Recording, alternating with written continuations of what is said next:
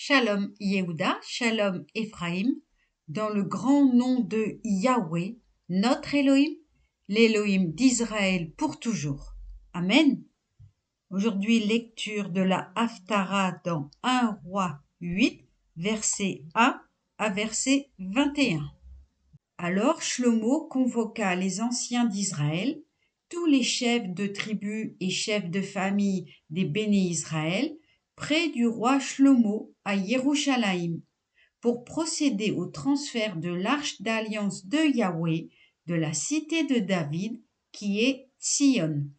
Tous les citoyens d'Israël se réunirent auprès du roi Shlomo dans le mois des Étamines, c'est-à-dire le 7e mois, pendant la fête. Tous les anciens de Israël étant arrivés, les prêtres se chargèrent de l'arche.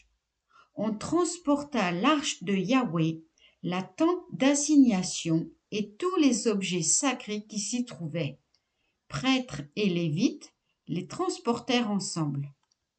Le roi Shlomo et toute la communauté de Israël, rassemblés près de lui, se plaçant ensemble devant l'arche, firent des sacrifices de menu et de gros bétail, si nombreux qu'on n'aurait pas pu les compter.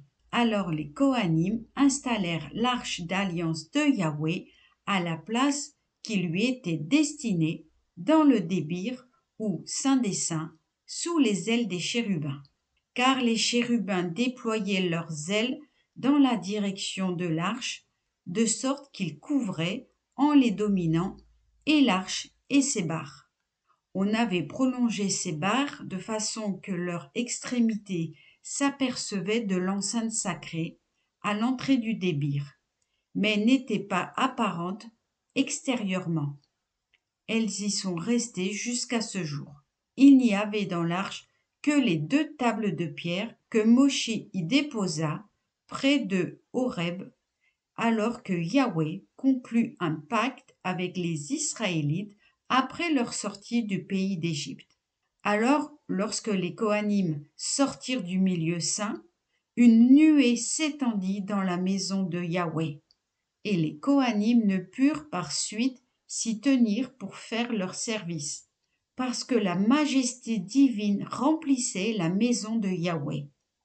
Alors Shlomo dit: Yahweh a promis de résider dans cette brume.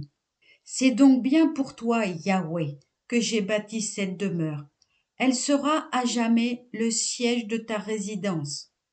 Puis le roi tourna sa face et bénit toute l'assemblée de Israël, celle-ci restant debout.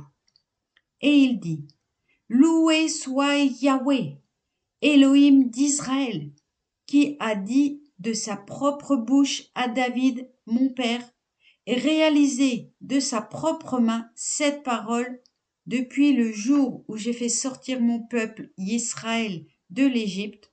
Je n'ai choisi aucune ville entre les tribus d'Israël pour l'édification du temple où devait régner mon nom. Et maintenant, j'ai adopté David comme chef de mon peuple Israël. Or David, mon père, eut la pensée d'édifier un temple en l'honneur de Yahweh, Elohim d'Israël. Mais Yahweh dit à David, mon père: La pensée que tu as conçue d'édifier un temple en mon honneur est une bonne pensée.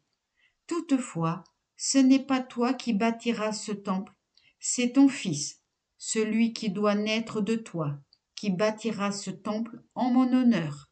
Yahweh a réalisé sa parole.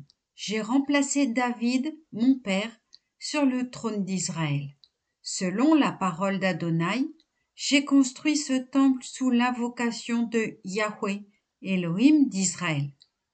Et j'y ai assigné une place à l'arche où repose l'alliance de Yahweh, celle qu'il fit avec nos pères lorsqu'il les eut tirés du pays d'Égypte.